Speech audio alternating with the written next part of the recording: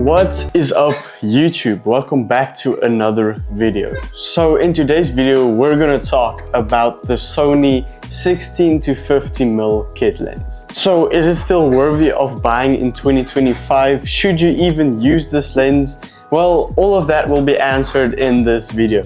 So let's get right into it. Okay, so the first thing I want to talk about is the form factor and the build quality of this lens. Now, when you compare this lens to some of the other lenses that Sony has out, this is, to be honest, one of the worst build qualities I've ever seen on a lens. Now, even though this is very cheap, now I'm gonna get to that in a minute, but to be honest, the build quality of this is not very good at all. Now, when we look about the form factor, it's literally smaller than my smartphone, and I can literally put this lens in my pocket if I really wanted to. As for the build quality, it is mainly plastic and it's very rattly if you shake it about in your hand, and there is no weather sealing on the inside of this lens. Now, I know that sounds pretty harsh and it sounds like I should just never buy this lens at all. Now, even though the build quality is not good, I really love how small it is because I can carry it around with my camera and get some insane shots without carrying this big insane rig with me all of the time. So if you're trying to do a small setup, this lens would probably work for you, and it has worked for me for over 2 years now. So I think I can confidently say that having a smaller lens does benefit you in some way.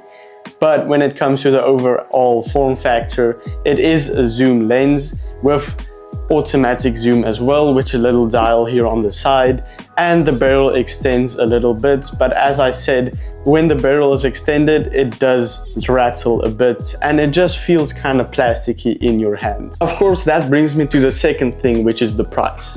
Now, I've seen a couple of these lenses go secondhand for less than $100, and to be honest, for what you're getting, that is not bad at all.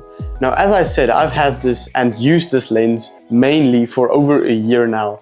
And to be honest, paying less than $100 for everything this lens can do, I would say if you're just starting out, whether it be content creation or whatever, this is actually a pretty good pickup.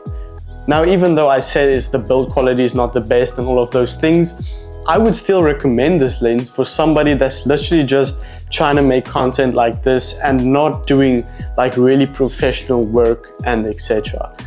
Now, I'm not proud of it, but I have used this lens before shooting a wedding completely on the kit lens. I'll show you some footage of that. I mean, it came out okay. Obviously, if I had a better lens, it would look better. But for the price and literally the form factor and everything, not bad. I mean, it's better than a smartphone.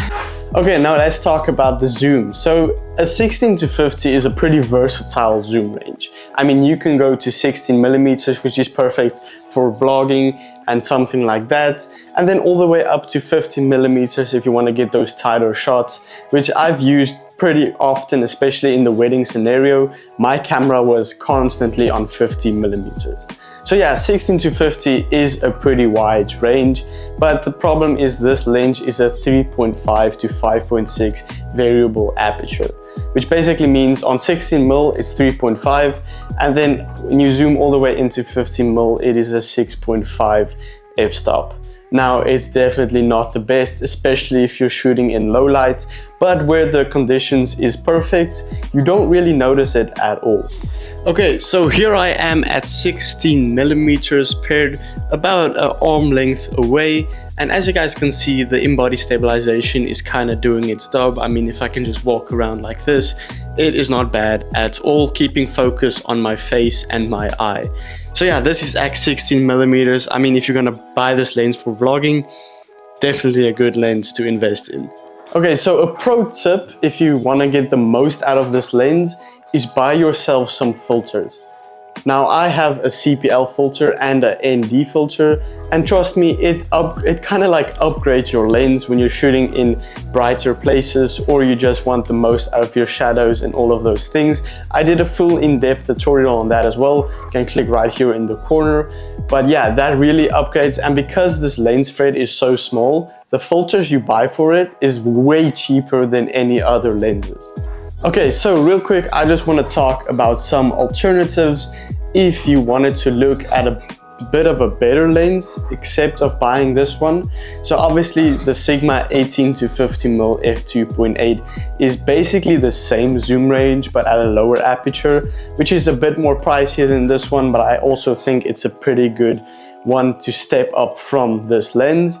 Otherwise, the one I'm personally looking at is the Tamron 17 to 70 f2.8, which gives you a bit of a zoom range with that constant 2.8 aperture. So yeah, there is a bunch of options you can upgrade to, but to be honest, this lens is for those types of people that's literally just here to make some content, not shooting professional stuff, and just an everyday good lens. So yeah, there you have it. That is what I think of this lens. And yes, of course, you can still buy it in 2025, especially of how cheap it is and all of the features that it offers. So yeah, if you want to see some of my other videos, that will probably be here on the screen somewhere. And thank you guys so much for watching. I'll catch you guys in the next one. Peace out.